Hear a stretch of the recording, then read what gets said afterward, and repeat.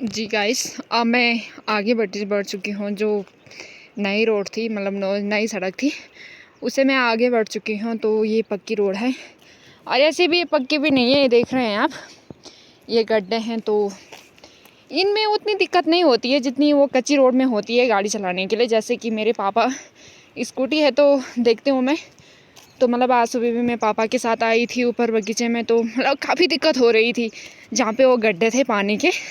तो मतलब जहाँ से ये नया रोड है स्टार्ट, जहाँ से वहाँ तक, जहाँ लास्ट तक, जहाँ बैंड है ऊपर, वहाँ तक ये गड्ढे गड्ढे दिखे। ना जाने कितने गड्ढे होंगे। और ये पानी बढ़ता रहा धीरे धीरे, जैसे कि कल बारिश हो रही थी। तो गाइस ये देखिए, तो अक्सर लोग मजाक उड़ाते हैं कि अच्छा नहीं बन रखा था ये सो। खैर कोई नहीं, मुझे उन लोगों के जैसे इंस्टाग्राम फेसबुक पे रील बनाना पसंद नहीं है। तो इसीलिए मैं उन लोगों से माफ़ी चाहती हूँ कि अगर आप लोगों को मेरी वीडियोस देखना अच्छा नहीं लगता है तो प्लीज़ मत देखा करिए। और बाद में बोलना ये मुझे बिल्कुल भी पसंद नहीं है। तो ये देखिए आप, तो मतलब काफ़ी जंगल है, ये देखिए। और ये ऊपर एक बचान गांव है और काफ़ी जंगल है। तो मतलब कि लड़के गांव के हो, लड़कियां हो, कोई भी अक्सर मजाक उड़ाता है, क्योंकि उनके जैसे मैं रील तो नहीं बनाती हूँ। इंस्टाग्राम में मुझे बिल्कुल भी पसंद नहीं है। तो मैंने काफ़ी वीडियो में यही बताया था कि मुझे रील बनाना बिल्कुल पसंद भी नहीं है। अगर मेरी वीडियोस आप लोगों को अच्छी नहीं लगती तो प्लीज़ मत देखा करो। पर खैर, मुझे किसी लोगों ने कमेंट भी किया था कि क्या मौका है आपका बनाने का, क्यों बनाते हैं। तो मैं बता देती हूँ उन लोगों को कि अगर जितना समय मैं वहाँ रील बनाने में, इंस्टाग्राम रील बनाने में टाइम पास करती हूँ, उतना यहाँ पे करूँगी। और फ़ोन देखने में, क्योंकि यहाँ पे बहुत सारे वीडियोस आते हैं काफ़ी ज़्यादा, तो हमें ये फ़ोन बहुत अच्छे सीख भी देते हैं और बिगाड़ भी देते हैं। जैसे कि गांव में हमारी माताएं बोलती हैं कि ये फ़ोन अक्सर बिगाड़ देते हैं। तो ये उन्हीं को बिगाड़ते हैं जिनका नेचर ख़राब होता है, जो टाइम पास के लिए इस्तेमाल करते हैं फ़ोन। पर हम ऐसा नहीं करते हैं। तो गाइस, एक बात मैं आपको दूसरी भी बताना चाह रही हूँ कि लड़की की किस्मत कैसी होती है अभी तक समझ में नहीं आया।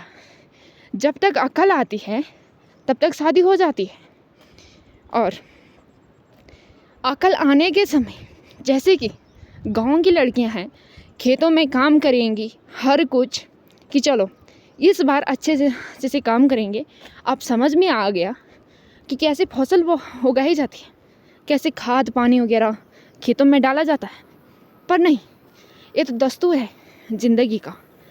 लड़की की शादी हो जाती है उस समय, जिस समय लड़की को संभलने की ज़रूरत है, उस समय लड़की की शादी हो जाती है। और अकल आने तक लड़की दो घर संभालने पड़ते हैं लड़की को। जब तक अकल आती है तब तक शादी हो जाती है। तो पराए घर में चली जाती हैं लड़कियां। फिर माँ बाप बोलते हैं कि पराए घर है।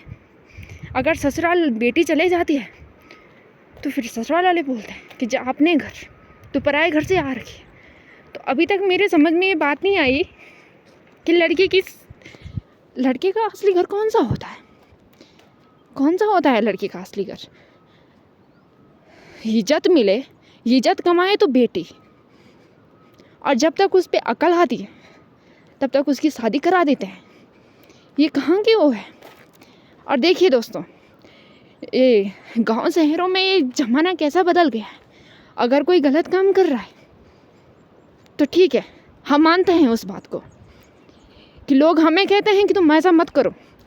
अगर जब हम वो ऐसा कर ही नहीं रहे हैं तो फिर हमारे लिए ये सब सुनने को क्यों मिल रहा है? हम ऐसा क्यों करें हम ऐसा? उनका तो नेचर ही ख़राब था पहले से, तभी उन लोगों ने वैसा किया। पर हम नहीं, गलत करते हैं उनको तो सुनाते नहीं, जो गलत करते नहीं है उनको सुनाते हैं। यही तो एक लड़की की दस्तूर होती है। माने तो सब, ना माने तो कोई नहीं। जीवन भर मदद करती है, मेहनत करती है, खुशी रखने की कोशिश करती है, पर आखिरकार में उसी लड़की को दुखी ठहराया जाता है, उसी लड़की को दोषी ठहराया जाता है क्यों? यही है नेचर लड़की का, यही नेचर है। तो मैं अपनी वाणी को विराम देना चाहती हूँ। धन्यवाद दोस्तों। आपको बुरा लगा हो तो मुझे माफ़ कर देना।